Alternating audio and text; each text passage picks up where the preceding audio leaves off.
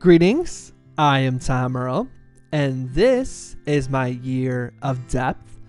We know you could be anywhere, so the fact that you are here today, sharing your greatest gifts, your time and energy, means the world to me. I hope you know that in this moment you are valued, you are loved, and you are appreciated just as you are. As you can see, I am alone. We have ourselves another solo episode. And this one is another Q&A episode. Specifically, this one's fun. So I have a program called the Retargeting Runway Implementation Group. What we do is we help course creators, entrepreneurs, coaches, folks with an online business, all of that kind of stuff. We help them create an ad campaign based upon the power of relationships and help them scale their business to 10K a month. So that's it in a nutshell. And so I get to work with those people every single week. We get on Zoom. We work through everything one-on-one. It's really awesome. Anywho, what I did is I asked them, since we spend so much time together on their business, they know me, really well at this point. I asked them, what are some questions that you would like to hear me answer on the podcast? And so here's some of the questions they submitted. I think they're super fun. Y'all are going to enjoy this. Here we go. The first one is, when you started your Facebook ads agency and then later your course, how did you overcome your fear of starting a new venture? All right. So in case y'all don't know, I would be surprised if you didn't. So I do run a Facebook and Instagram ads agency called The Celebration Media. And what I just described at the beginning, the questions from this group, is called the Retargeting Runway Implementation Group. And so they're wondering, when I started the ad agency and then later the implementation group, how did you overcome your fear of starting a new venture? Now, the interesting thing about this is I'm going to answer this in two parts. The first one is, starting the course, there was not fear. I'm going to go back and tell you a story. Here we go. We were at, it may have been my grandma's 90th birthday party.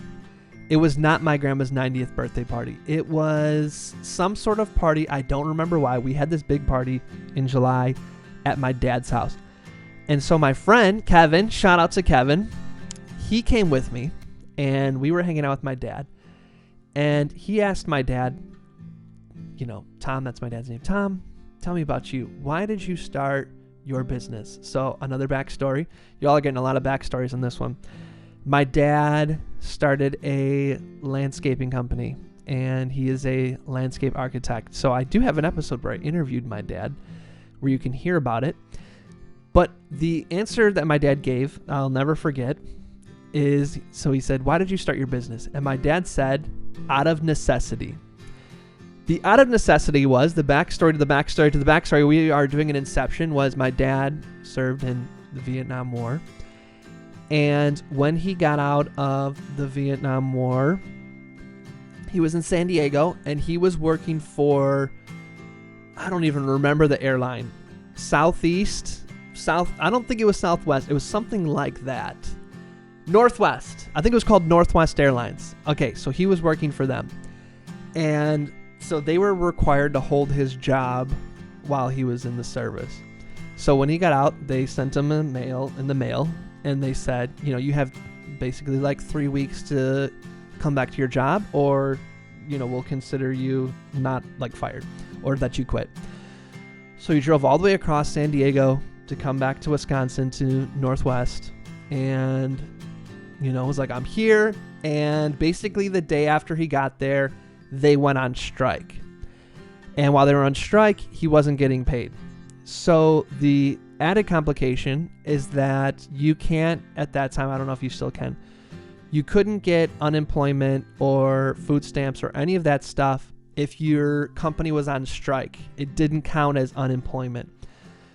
So he also had, at that time, my oldest sister, Jen, who was young, I think 2, and he was a single dad. So single dad, 2-year-old, just got out of the service, and no income coming in because the job he had was on strike and he couldn't get assistance because of this crazy rule.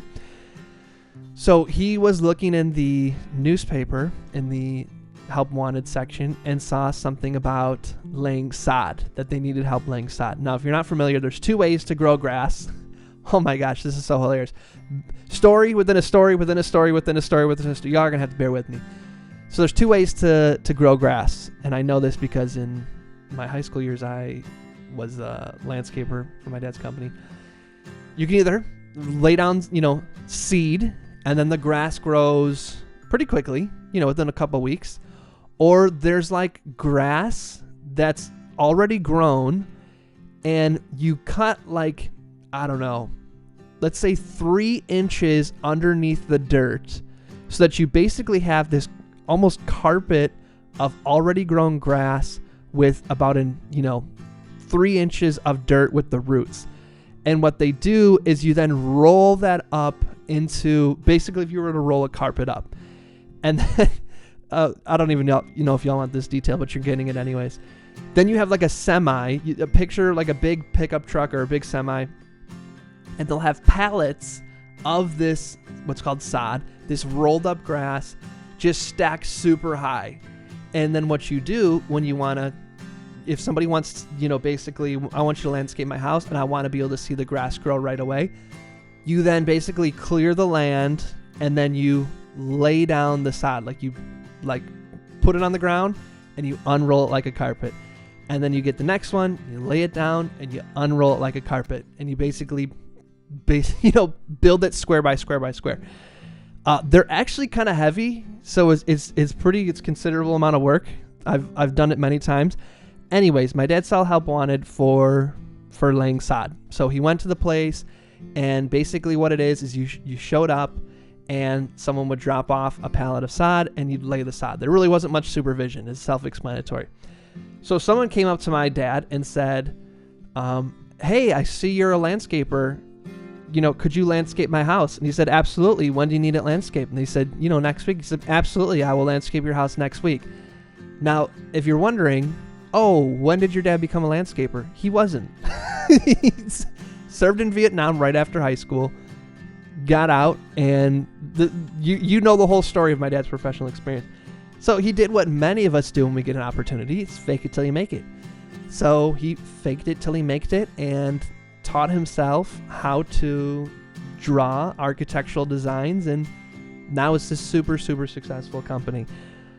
So I go back to that to say, now we're going to come out of the inception. We're going to come back to the first question. When you first started your ad agency and then later your implementation group course, how did you overcome your fear of starting a new venture? Starting the course, there wasn't fear, I guess you could say, because it was started out of necessity.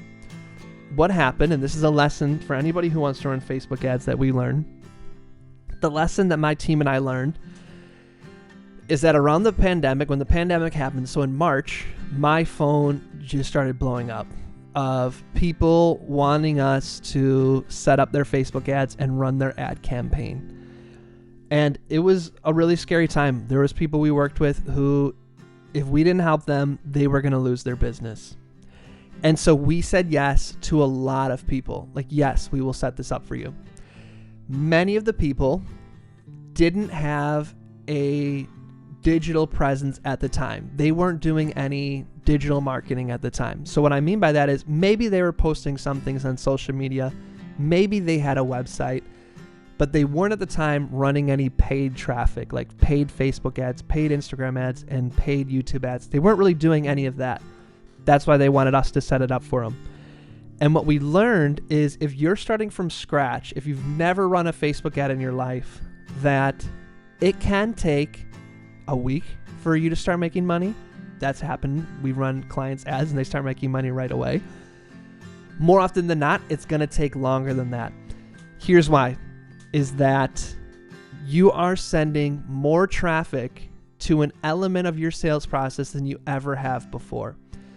So if you think of, let's say there's 5 touch points to your sales process. One is a stranger's never heard of you. I get a piece of content in front of them. Now they've heard of you. Second point is you try to get them to give you their phone number and email. Once they give you your phone number and email, you follow up with them and add value. Once you add value, you then take them to a commitment. Do you want to buy this? They say yes. Boom, they're now customers. They say no. Now you're stuck. So what's great about Facebook and Instagram and YouTube ads is because we have so much data, we can see very clearly where in this bottleneck, this 5-point bottleneck, are people falling off. And what we found is if you've never even started this 5-point process, if you're not even aware of this 5-point process, it's going to take time and a lot of energy on the client side to get us everything we need to set it up.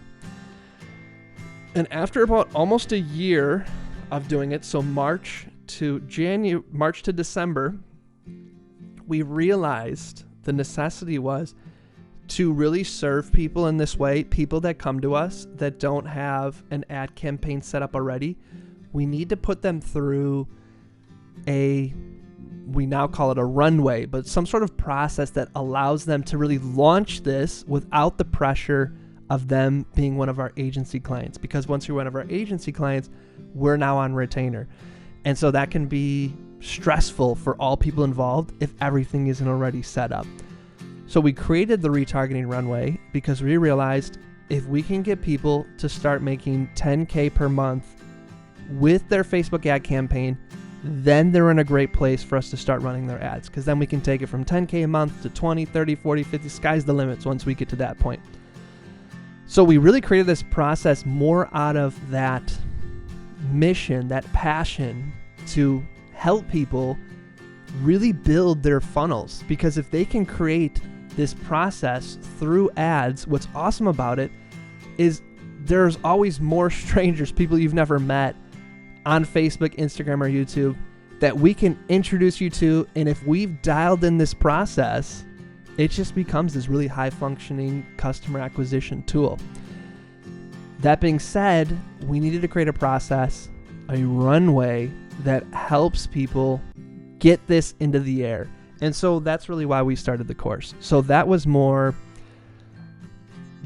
yes, there was some fear, but it's more this thing. I don't know if you've ever had this situation where you identify a problem and you get really excited because you're like, this is the solution. So it's more of a relief of like, people keep hitting this same wall and I want to solve it, and being like, oh, I can just create a door. We can go through the door instead of just hitting our head against the wall.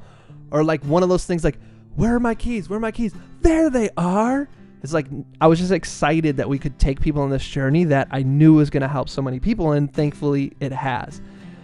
Let's jump back. The question, when you started your Facebook ads agency and later your course, how did you overcome the fear of starting a new venture? What I did have fear on though was starting the Facebook ads agency.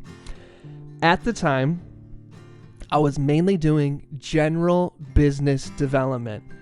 So if you were coming to me and your business was just a complete tangle of a mess, there was no systems, there was drama, there wasn't profit, I could go in and untangle everything for you. Okay, this happened, but let's do this. This is what your offer should be. This is how you should manage your people. This is how your people can feel, loved and appreciated.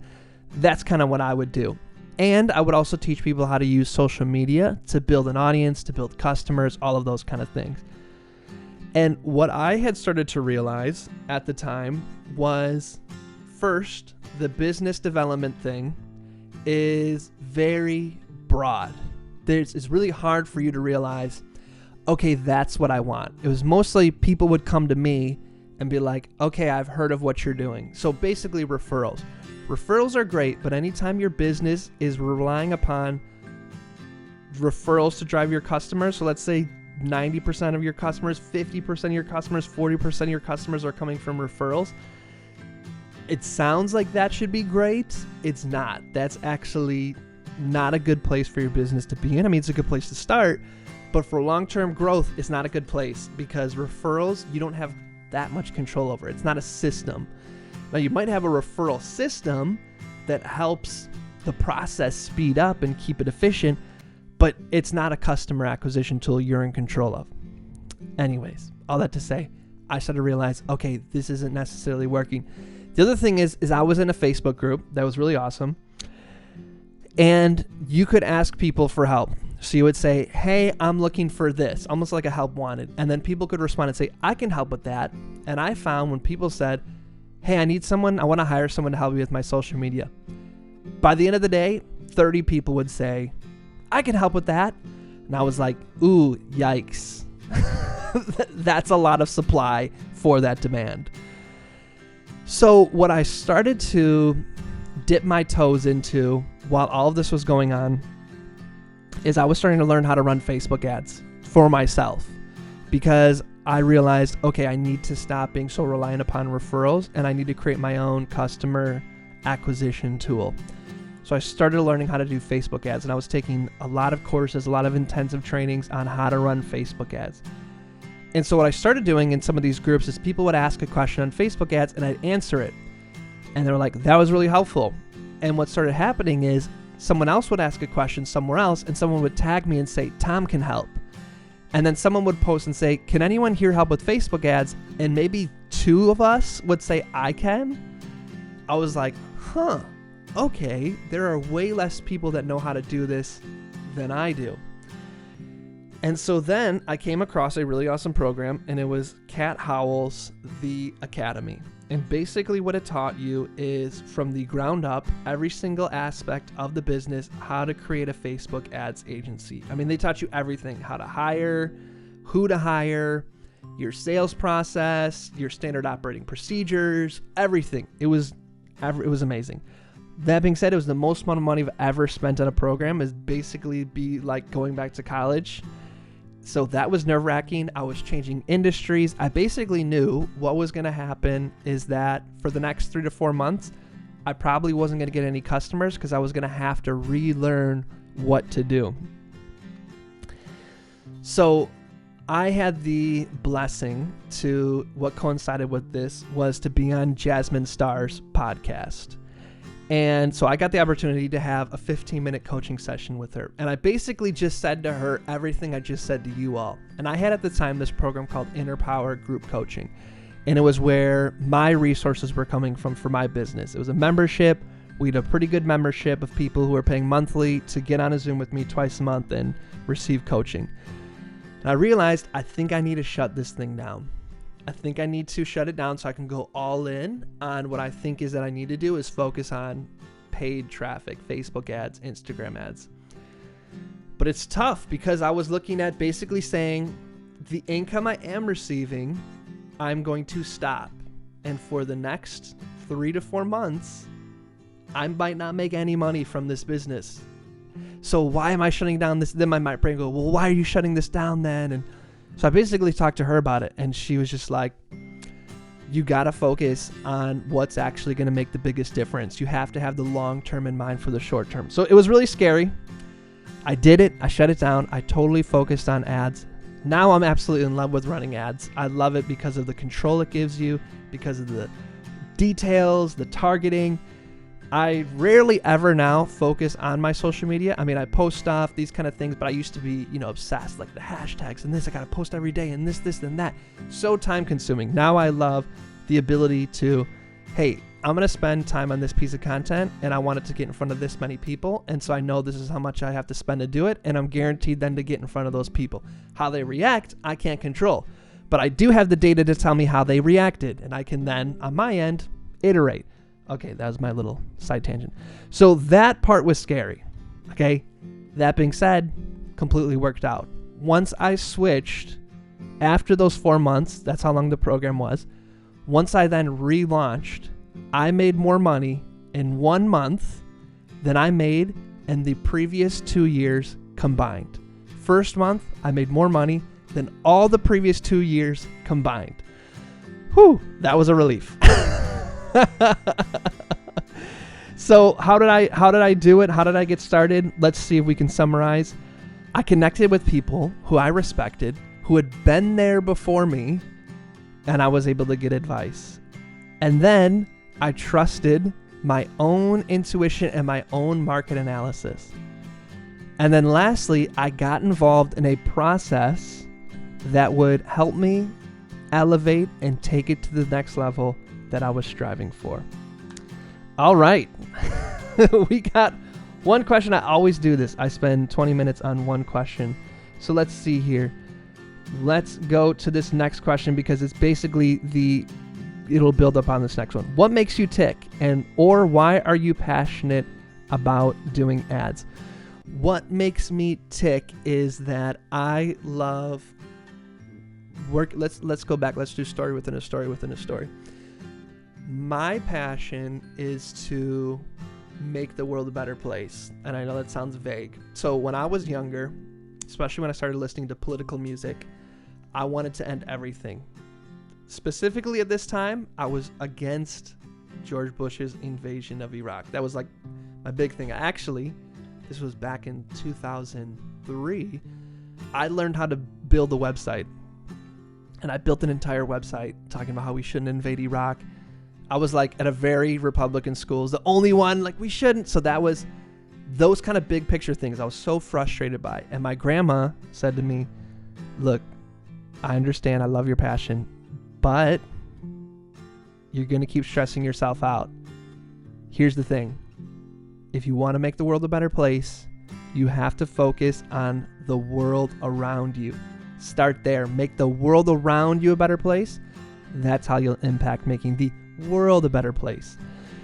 So that's been my focus ever since then, trying to answer that question. How can I make the world around me a better place?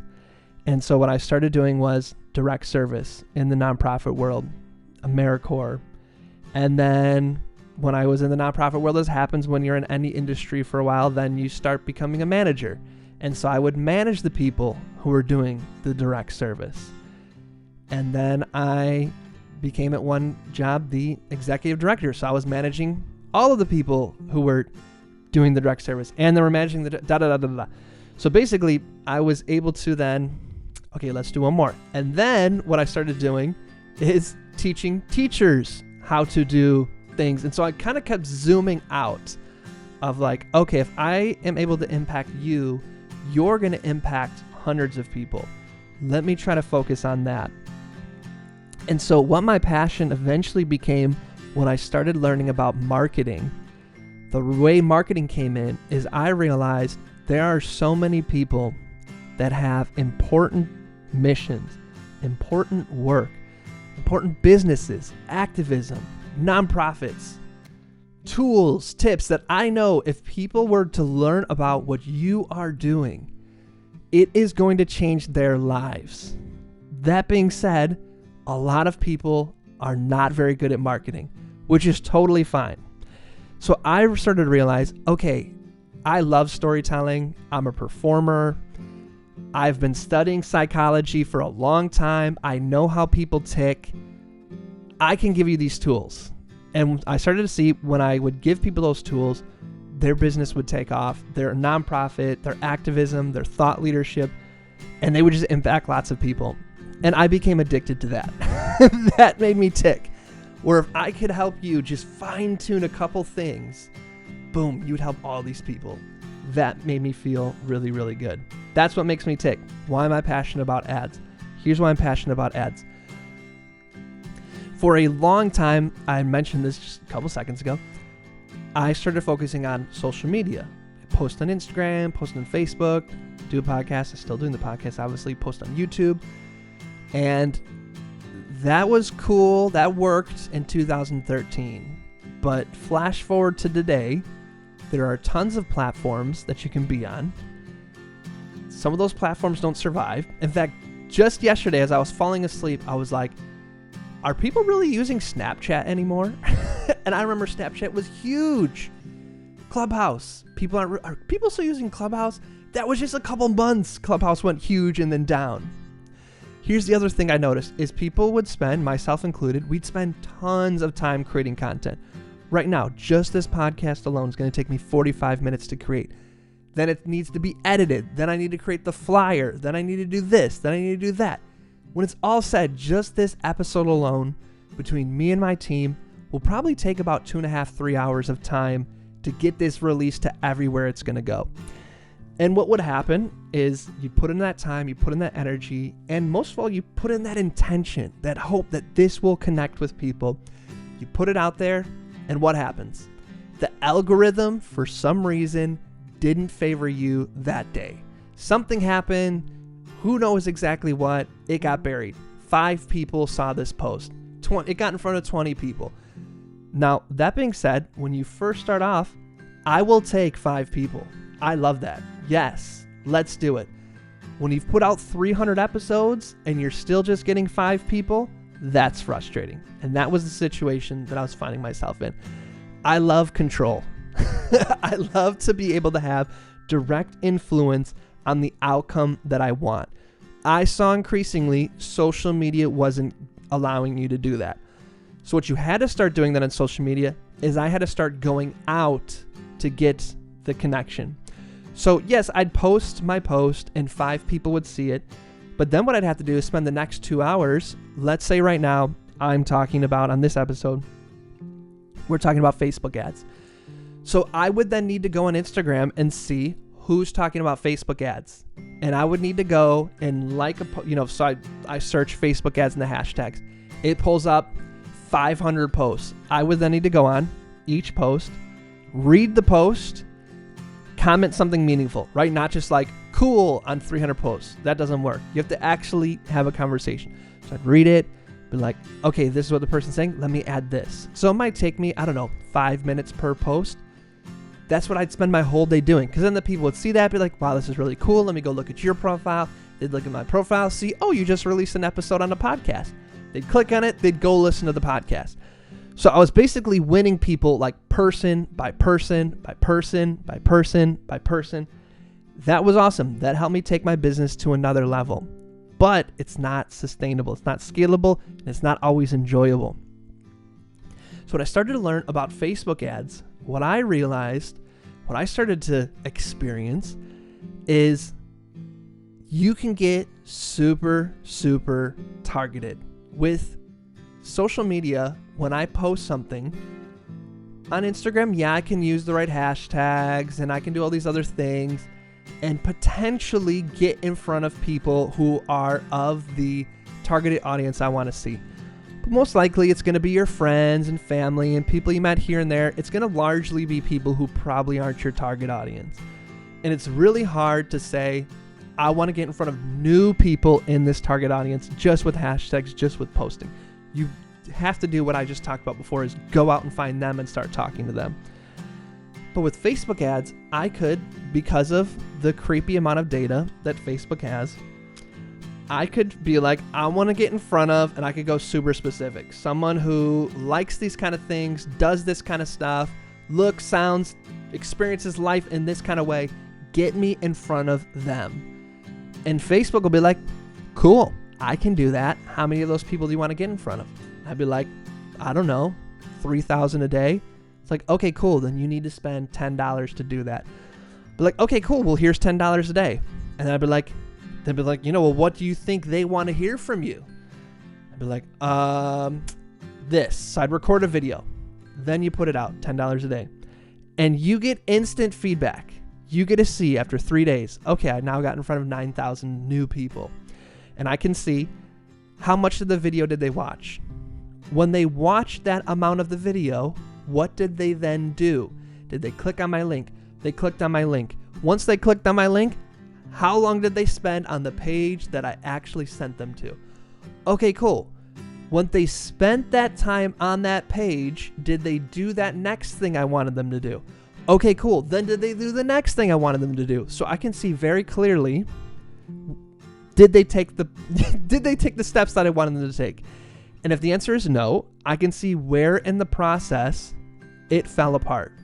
And I can be like, okay, everything before this clearly works, but it's right here that it's not working. Let me change this. And then I go, okay, run the thing again.